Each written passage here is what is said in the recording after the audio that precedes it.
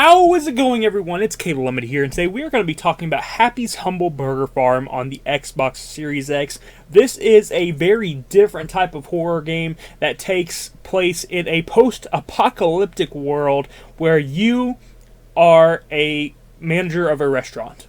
And you are a manager of a restaurant in this post-apocalyptic world with a lot of weird things going on in this town. It's a very suspicious town. Lots of weird characters walking around. Your neighbor is very, very odd. In fact, his name is literally Toe, and he kind of looks like a toe, too. But he's just a really kind of odd, creepy dude, and he actually is also your coworker, and you have to work with him. And whenever you're working these shifts at the restaurant, a lot of weird things just start happening. There's a lot of just weird paranormal stuff that starts happening.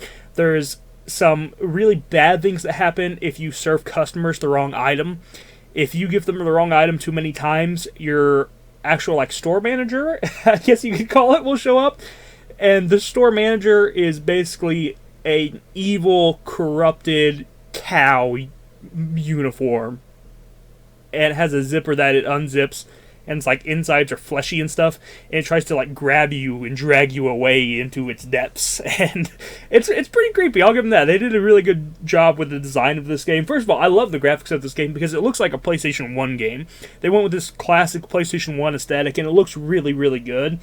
And just the design of everything, the design of the monsters, whether it's the actual cow monster suit that you see walking around that's kind of eyeballing you and watching you, making sure you're doing things right, or if it's just the random paranormal demon looking things that pop up. There's some of these things that just pop up and they explode if you get too close to them. You'll see some of them just crawling on all fours through the restaurant, and they'll mess with you while you're in the restaurant too. They'll turn the lights off and turn the kitchen appliances off, and you have to run through and turn that stuff back on so you can keep making food for the customers that are coming in, because you have to deal with all this paranormal stuff and still serve customers at the same time, and it's wild. It's a very unique game in that sort of aspect. I've never seen a game quite like this.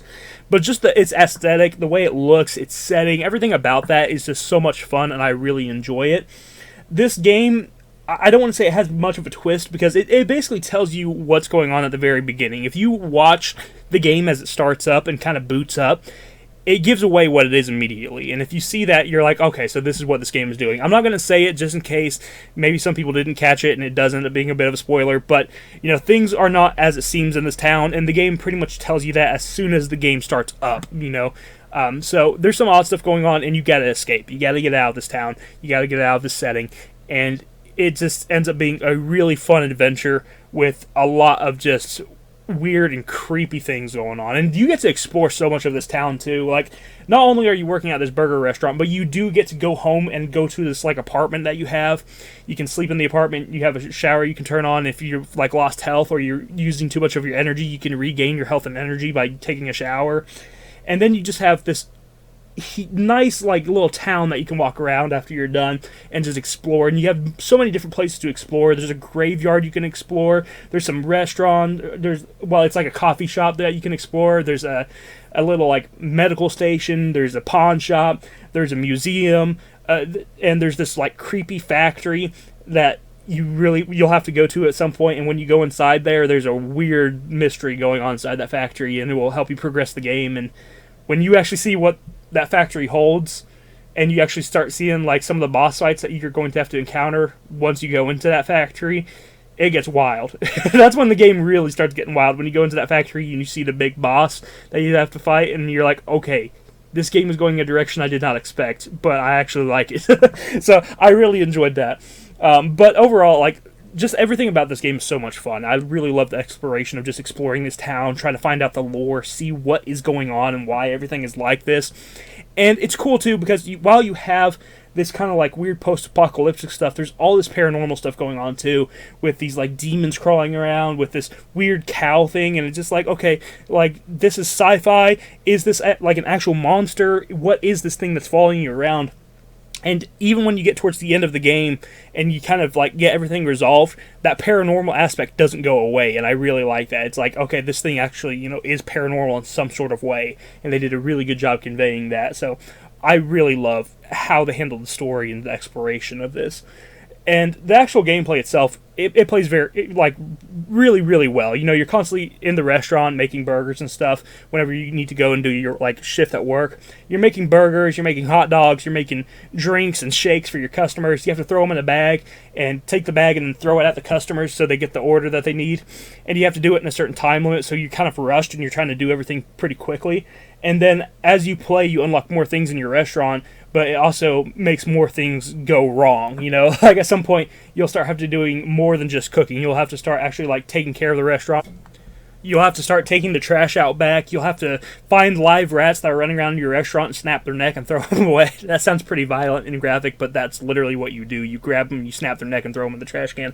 But you have to plunge the toilets, you have to do all this stuff, and also work on the kitchen at the same time. No, it's not sanitary at all, but it's post-apocalyptic, you know, these customers don't have much of a choice, you know, so you're making all this stuff, and you're doing all these disgusting chores, while trying to cook all this food and take care of the customers at the same time, so you got a lot on your plate and a lot of stuff going on, and it just ends up being a really chaotic and fun time, and it feels like when you are in that kitchen, and when you are doing your shift, you are constantly doing something because it is so chaotic because of all the chores it's giving you, and I love the chaos of it. I love the chaos, especially because like this cooking part, it's like a big mechanic of the game, but at the same time, there's so much more than just this restaurant cooking, you know, area.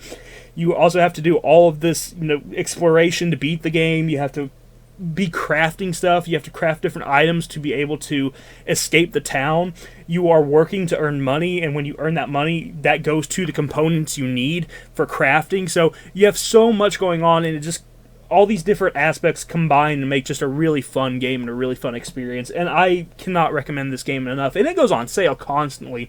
I picked this game up for like $5, and it goes on sale, like I said, constantly. I always see this game on sale, and it is 100% worth picking up.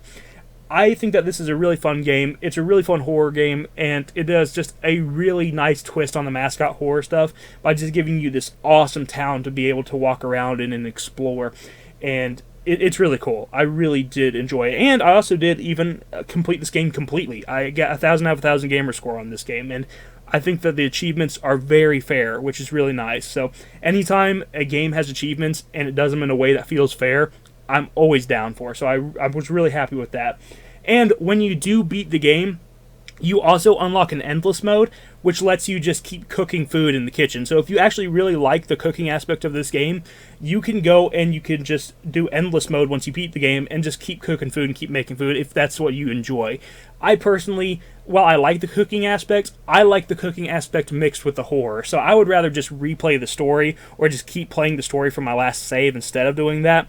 But it is there if you want to play an endless cooking mode and just do the cooking.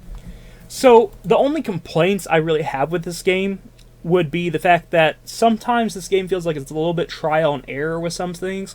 Like you have to do every single option if you don't know what to do to be able to figure out what to do next. So that can be a little bit frustrating just for the fact that there's so much trial and error, and like when you get towards the end of the game and you don't really know what to do, you can actually start wasting some of the stuff that you've put time into making by trying to figure out what to do, and that can be kind of aggravating towards the end of the game.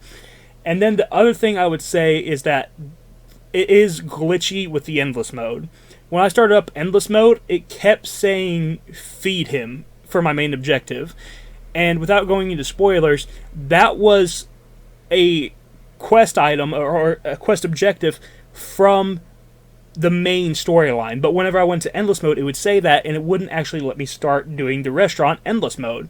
So I actually had to go back into story mode and get to a point where it said go to work before I could actually get the endless mode to work again. So apparently it does kind of matter where your story mode is if you want to play endless mode. So if you are wanting to go to the endless mode, make sure that you are basically make your character go to sleep so it says go to work as your objective, and then leave the game, then go to endless mode. Then you can do the endless mode objective of go to work. But you have to have, like in endless mode, you can only start playing endless mode if your objective says go to work in the bottom left corner. So keep that in mind, because it will glitch out on you and just won't let you do anything if you go in with any other objective from the story mode. So I gotta put that in there. That's a pretty big glitch that probably should have been fixed. But overall, though, I don't think there's anything bad enough to keep me from saying that this is a great game worth playing. This is a fantastic game.